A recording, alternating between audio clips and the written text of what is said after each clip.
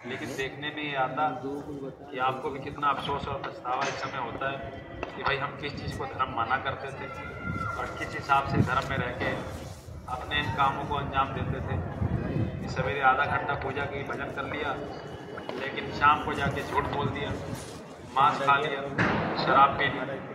लेकिन आज आपको समझ आ रहा है कि भाई कितने बड़े गड्ढे में गिरने से गुरु महाराज ने आपको बचा लिया, कितने परिवारों की रक्षा कर दी, कितने बच्चों को शाकाहारी बना दिया, अच्छी बुद्धि हो गई, विचार बदल गए। ये ज्ञान आज देश दुनिया में किसी को नहीं, कोई समझाने वाला मिला नहीं, कोई बताने वाला मिला नहीं, कोई इच्छा भी नहीं करता कि जिससे समझ आ जाए कि भाई इस तरह हमें जाना है।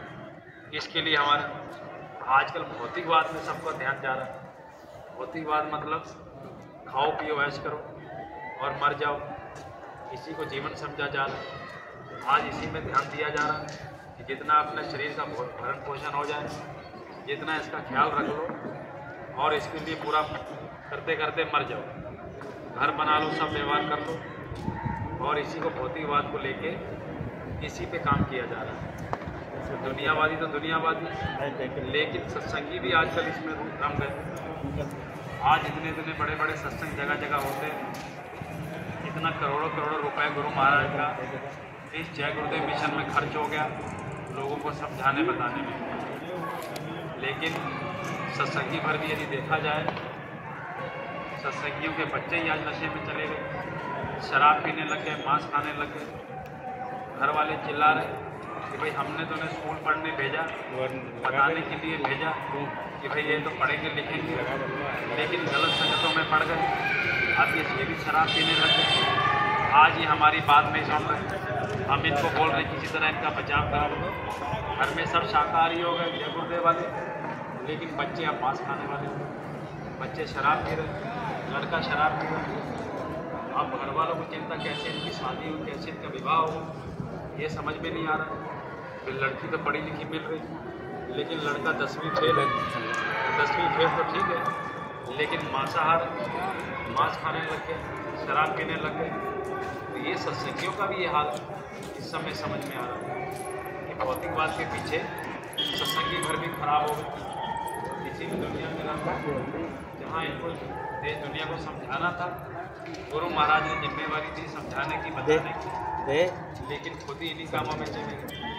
इतनी बड़ी गलती में हम आप रहे जब हम गुरु महाराज के आदेशों को नहीं मान पाए, और कितना बड़ा अंजाम आपको इसका भुगतना पड़ेगा।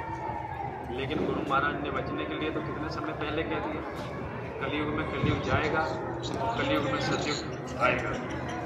अब आपको हमको समझना चाहिए इतना बड़ा जिम्मा जो ये जय गुरुदेव नाम का हमारे आपके ऊपर ठोक दिया गया, बता दिया गया कि भाई सतयुग लाने की जिम्मेवारी हमारी आपके लिए लीजिए। आपको ये समझना चाहिए कि भाई यदि सतयुग इस समय में आएगा तो गुरु महाराज ने जो वचन कहे वो तो अनामी महाप्रभु, उन्होंने जो कहा वो देखा और उसको पूरा करने के लिए पूरा अपना यत्न किया, और वो काम होने जा रहा है। ये आपको समझना चाहिए। हमको आपको तो पूरा भरोसा है, पूरा यकीन है, इसलिए हम इस काम में, इस मिशन में जुड़े हुए। भाई इस समय में कलयुग के बीच में जब कलयुग जाएगा और इतनी बड़ी वैचारिक क्रांति होगी, तब इसका जिम्मा और इसका लेख हमारे आपके ऊपर लिखा जाएगा कि इन लोगों ने इस मिशन में आगे रह के काम किया, इन लोगों ने घर घर जाके प्रचार किया, शाकाहार किया, सवेरे आके घर से निकल के प्रचार में अपना हिस्सा दिया, आधा किलोमीटर चले, 10 किलोमीटर चले, घर से समय निकाला, भोजन लेके आए, आपस में बैठ के भोजन खाया। कितनी बड़ी वैचारिक क्रांति का हिस्सा आप लोग, हम लोग हैं। अभी हमको इसका ज्ञान ही नहीं, क्योंकि हमने अपनी श्रद्धा भावना अपने गुरु महाराज में डाली नहीं। हमने ये समझा ये तो केवल बात है, जैसे सब लोग चल रहे वैसे हम लोग चल रहे। दुनियावी सत्संगी तो दूर, ऊपर से दुनियावी बन गए। लेकिन गुरु महाराज ने जो कहा वो तो पूरा हुआ, होता जा रहा, कुछ हुआ भी और कुछ आगे होगा। और जो गुरु महाराज ने कहा वो तो देखा, क्योंकि संत वचन पलटे नहीं, पलट जाए ब्रह्मांड। कितना बड़ा धोखे में हम आप रह जाएंगे यदि हम उनकी वचनवाणियों को अनदेखा कर दें। इसलिए जब ये जिम्मा हमको आपको मिल गया कि भाई सतयुग लाने की जिम्मेवारी हमारे आपके कंधों पे आ गई, तो हमको आपको इसको बड़े आग से समझना चाहिए कि भाई किसी न किसी तरीके से तन मन धन से अपना अपना सहयोग देके इस मिशन में अपना अपना योगदान डालना चाहिए।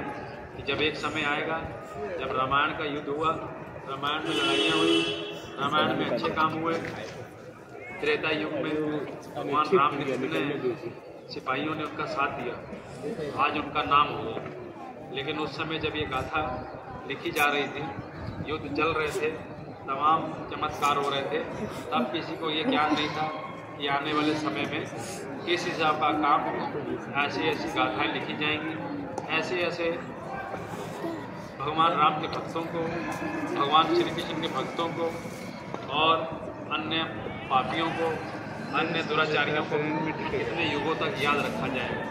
कहाँ आज अच्छे लोगों को याद किया जा रहा है, वैसे ही रावण को भी याद किया जा रहा है। कितने बुरे कर्म उसने अपने समय में किए। और देखो ऐसे ही हमारा आपका काम आज इस बड़ी वैचारिक क्रांति में लगभग एक पीढ़ी तो निकल गई, जिसको गुरु महाराज ने पहले समय में सत्संग दिया, नामदान दिया। सन 1952 में आजमगढ़ की पावन पवित्र धरती पे हमारे गुरु महाराज ने नामदान सत्संग देना शुरू किया। आप ये समझो तब से लेके एक पीढ़ी निकल गई, दूसरी पीढ़ी के कुछ लोग हमारे आपके सामने आज आपको नज़र आ रहे हैं, चल रहे टाट गोरी वाले। तीसरी पीढ़ी आज हमारी युवा संगत तैयार हो रही। अब इस पीढ़ी में देखिए तरह तरह के लोग, तरह तरह के नए नए लोग आके इसको अपना समझ रहे हैं कि भाई कितना अच्छा काम ये लोग कर रहे हैं। और नई नई संगतें हमारे पूज्य हुजूर महाराज जी देखिए जगह जगह जाके प्रचार कर रहे हैं, सत्संग कर रहे हैं, बड़ी बड़ी भीड़ हुआ। तो हमको आपको ये समझना चाहिए कि भाई इतनी बड़ी वैचारिक क्रांति का हिस्सा यदि पूज्य हुजूर महाराज जी ने हमको आपको बना दिया और इस सतयुग आने के लिए जो जिम्मेवारी हमको आपको दी गई, इसको हमें किस हिसाब से निभाना चाहिए। आप देश और दुनिया से कितने खरे और अलग हो गए कि भाई आप इतना बड़ा आने वाले भविष्य की तैयारी की नींव रख रहे हो। जब ऐसे समय में कलयुग अपनी चरम सीमा पे होगा, उस समय की तैयारी आज हम आप लोग कर रहे हैं। क्योंकि हमारी आपकी निगाहें इतनी दूर तक नहीं जा पा रही कि हमको आपको ये समझ आए कि भाई कैसा समय आगे आने वाला और किस तैयारी में आप लगे हुए। केवल अज्ञानता में हमको यदि ये समझ नहीं, लेकिन हुजूर महाराज, गुरु महाराज की आज्ञा में रह के हम लोग आप लोग काम कर रहे हैं, तो निश्चित ही हमारा आपका भला ये तय है। क्योंकि आप लोगों ने श्रद्धा भावना से गुरु महाराज जी पे भरोसा किया, उनके बताए वचनों पे चलते रहे, कार्यक्रमों में हिस्सा लिया, सेवा डाली, अपना तन मन धन से सहयोग किया और इस मिशन का हिस्सा बन के सक्रिय रूप से हमने अपना काम किया। जैसे एक बच्चे को जब माँ के दूध की जरूरत पड़ती तो रोता चिल्लाता है, लेकिन माँ को ये समझ आ जाता है कि भाई इसको भूख लग रही या इसको तकलीफ हो रही, कुछ ना कुछ उसको समझ में पड़ जाता है।